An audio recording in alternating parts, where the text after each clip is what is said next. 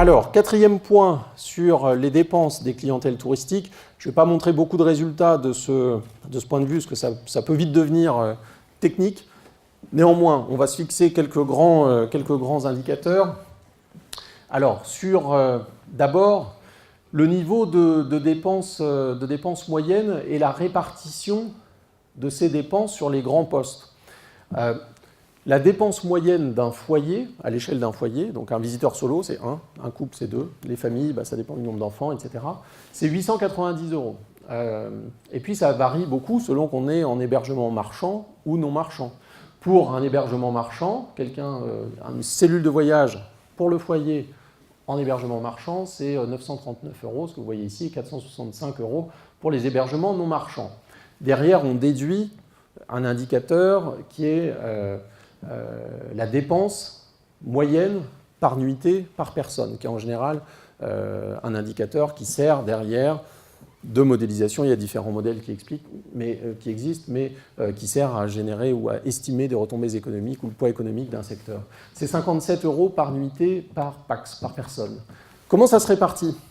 C'est beaucoup l'hébergement, 42%, la restauration, ça pèse pour 18%, la culture, on est à 6%, loisirs, le shopping 9%, et puis il y a une catégorie autre, qui est pas neutre bien sûr. Autre, c'est tout ce qui ne rentre pas dans ces catégories. Ça veut dire les consommations de services, des gens qui vont à la pharmacie, qui vont ou chez le garagiste, ou qui achètent des équipements ou des prestations de services particulières, ou toutes les dépenses de restauration, mais qui ne sont pas effectuées dans des restaurants, qui sont dans des grandes surfaces pour de l'alimentation. Par exemple, les dépenses d'alimentation courante vont rentrer dans ce type de poste. La restauration, ce sont vraiment les dépenses CHD.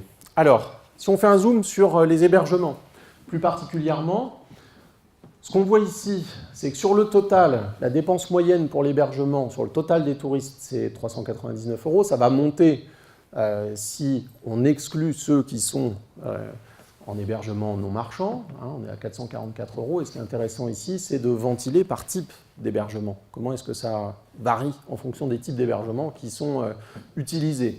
Sachant qu'il y a un autre paramètre qui est clé dans les dépenses par nuitée, par personne, évidemment, c'est la durée de séjour, qui n'est pas la même en fonction des modes d'hébergement.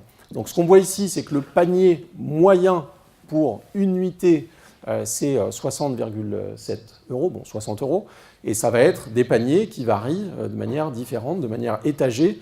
L'hôtellerie qui est pratiquement 85 € pour la nuitée, sur l'ensemble de l'année, bien sûr. Les chambres chez l'habitant ou chambres d'hôte, 82 €. Les meublés, on va être à 63-64 €. Appartement en résidence de tourisme, on est à 61 €. Et puis le camping caravaning à 33 € en moyenne sur l'année pour l'ensemble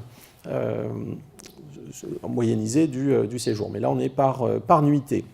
Ces dépenses, elles varient aussi en fonction des saisons, bien sûr. Alors, si on ventile entre printemps, été, automne et hiver, on voit qu'on a des dépenses maximales, tout sur l'ensemble du foyer, qui sont plus importantes en été et en hiver. On est un peu en dessous de 1 000 €, 972 €, 940 € en hiver. Par contre, vous voyez aussi que la dépense moyenne par nuitée, par personne, n'est pas la même du tout en été et en hiver. Pourquoi? Parce qu'on a des durées de séjour derrière qui ne sont pas du tout les mêmes. En été, on a une durée moyenne de séjour qui est de 9 nuitées, quand en hiver, on est à 6 nuitées. Donc comme on répartit sur moins de nuitées, eh bien sûr, ça a tendance à augmenter. Après, vous avez un autre facteur qui joue fort dans les dépenses par nuitée et par personne, c'est la composition de la cellule de voyage. Vous voyez que par exemple, la dépense la plus importante par nuitée par personne, en fait, elle est au printemps. Pourquoi? Parce qu'on a une durée de séjour qui est moyenne, qui est à 7 jours, mais aussi parce qu'on a davantage de séjours en couple, en fait. Donc que sur 2 personnes, alors qu'à l'inverse, sur l'été, on a plus de familles, c'est le cas aussi sur l'hiver. Donc le printemps, par exemple, est un moment qui est intéressant de ce point de vue-là, parce qu'il y a des dépenses par personne qui sont intéressantes. Et en automne, on est plutôt ici à l'intermédiaire avec 58 € en moyenne. Et quand on fait le détail, évidemment, il y a des répartitions par poste qui varient aussi beaucoup, en particulier sur l'hiver, où l'hébergement va peser plus lourd dans la dépense, parce que les durées sont aussi beaucoup plus courtes, et puis les activités de loisirs, parce que derrière, il va y avoir des forfaits de remontée mécanique qui vont générer, là aussi, de la dépense. Si on continue sur les dépenses, on demandait aux visiteurs si ils avaient le sentiment d'avoir dépensé plutôt plus, moins, ou autant que ce qu'ils avaient à peu près prévu pour l'ensemble de leur séjour. Alors, quelques éléments là-dessus. Ce que l'on voit, c'est qu'on a 60% des visiteurs qui déclarent avoir dépensé au cours de son séjour, à peu près de manière conforme à ce qu'ils avaient prévu. Et puis des choses plutôt équilibrées sinon. Plus que prévu, c'est 10%. En moyenne, c'est 257 € en plus. Et c'est plutôt les plus jeunes, c'est les 18-29 ans qui visiblement sont 22%, eux, à avoir dépensé plus que prévu. Et puis à l'inverse, vous avez 5% qui déclarent avoir dépensé moins.